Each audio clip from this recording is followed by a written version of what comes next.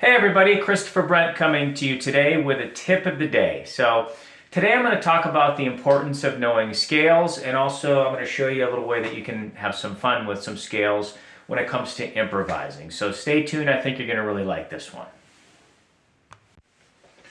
Okay, so I'm going to play through just a simple A major scale. I'm going to do that with the right hand.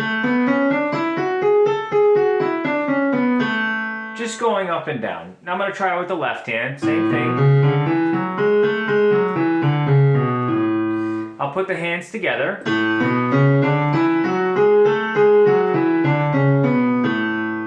Okay, so this is the A major scale. I'll give you the notes real quick. We have A, B, C sharp, D, E, F sharp, G sharp, and A. Okay, now there's ways to practice that and get familiar with it.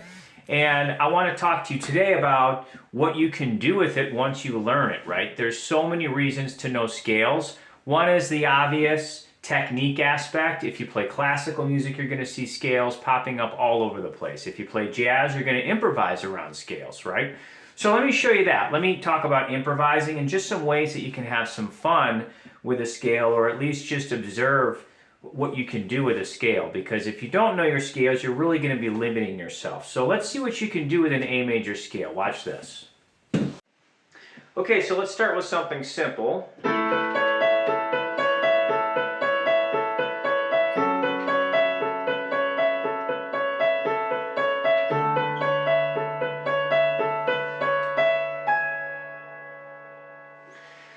Okay, so what's unique about that? Well, everything I was playing was part of the A major scale. So in the right hand, I was just playing around with this pattern. Right?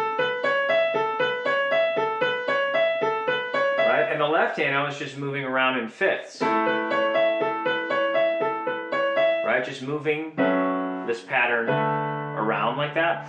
So these are all notes of the A major scale. Nothing is altered. I'm not playing any non-harmonic tones, or I'm not substituting anything here. I'm just simply playing notes of the A major scale in one fashion or another. Okay, let's look at the same idea now with a classical piece.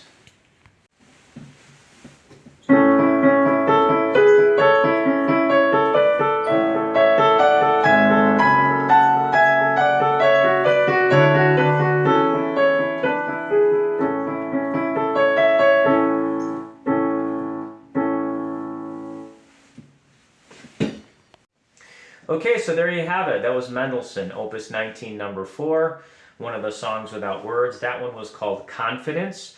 All of those notes that I played in those few bars were all notes of the A major scale. Okay, so the thing that I'd like you to take away from this is maybe just some value in terms of learning your scales. That's really it, right? It can seem like it's boring and like it's just an exercise, and I get it. I had to learn all of these as a kid, and it wasn't really at the top of my list at the time of things that I wanted to play. So I totally understand where you're coming from if you have that kind of sentiment. So the thing that's powerful about it is once you learn all of your major scales and your minor scales, when you go to learn new music, you're going to understand it a lot better. You're going to see how things are grouped rather than seeing one note individually by itself, which is really can be a strain on the mind when you're trying to look at each note individually so much. But when you can see how they all fit together, it's going to be a lot easier on yourself. So thank you so much for listening to this. Go ahead, check out our Facebook group. It's called the Organic Piano Learning Academy. Look that up. There's a link to that below in the description. So hope to see you again soon. Thanks so much for listening.